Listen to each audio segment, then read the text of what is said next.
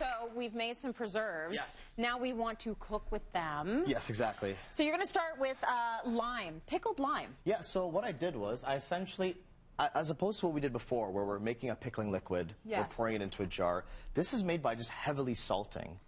And when you're salting multiple times over, it tends to break it down, and it also preserves it. So it's another way of preserving beautiful flavors. Nice. So I did one with lime, I did one with mango. I also like lots of salt. Yeah, Should I say okay, that? you're a I'm salty guy. I'm a salty kind of I'm guy. a sweet girl. You're a salty guy. So, what can we do with these beautiful things? I don't We can make some know. really cool fish or shrimp tacos. So what I have here is I have some tortillas, and what I did, I'm going to assemble them right on my board, so it should be nice and easy to see on the black. Okay. I took a Cityline mug and I flipped it over. Okay. And I just traced it.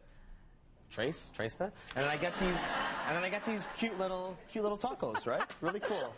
That's perfect. And what I'm going to do is I'm going to take this mango pickle, and then again, recipes online, cityline.tv, and I'm just going to put a little bit down. This is really, really aggressive with heat and really, really salty as well. Oh, and it is, spicy. huh? Yeah, and I put a lot of red chili powder, like I did with this. Hot and salty. Yep, hot and salty. So if that's your flavor profile, go for it. That's it. So I'm just going to put a little bit down here. Okay. And then we have some shrimp here. So I can take the shrimp. I cooked it again using that preserve.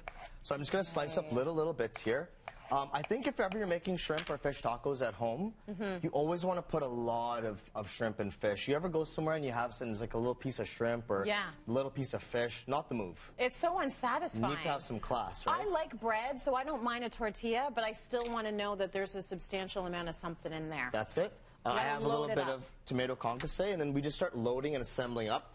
If you wanted to use chicken for this, if you wanted to use tempeh or tofu or anything exciting, make it vegetarian, charred corn, you know, you can do rapini. Like it's kind of infinite. So I'm doing this just to show you that you can make really cool tacos. And I kind of want people to use the preserves to do things. Like, you're not going to preserve beets and then sit down on the couch and like eat a jar of beets, right? So it's like, that's what I'm trying to show you, cool things of doing with it. Yeah. No, I love this. This is good for an appetizer. This is good for a meal. It's nice for entertaining. Sour cream, hot sauce, all that good stuff. Yes. Next, what we can do is I have these goat cheese balls. Oh, yeah. And what I do is I take goat cheese, I roll it into a marble. Yes. Flour, egg wash, panko or breadcrumb. Yes. Freeze it, egg wash, panko.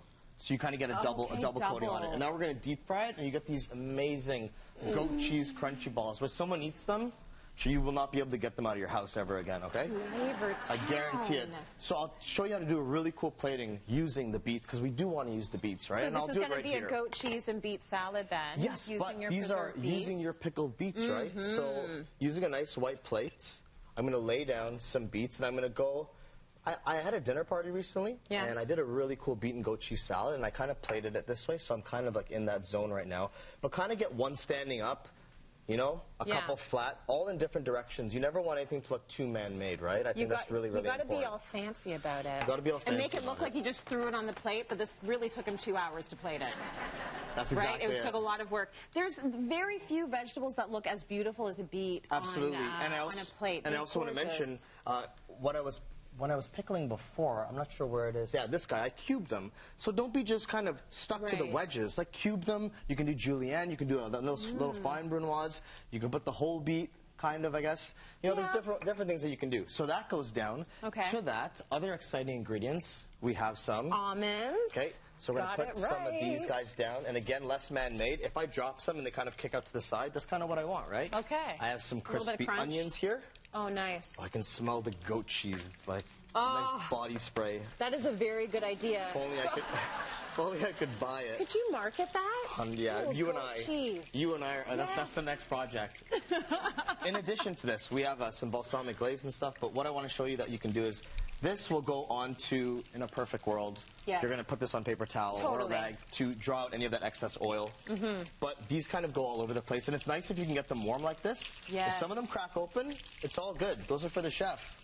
Yeah. You know, the more they crack open, the better.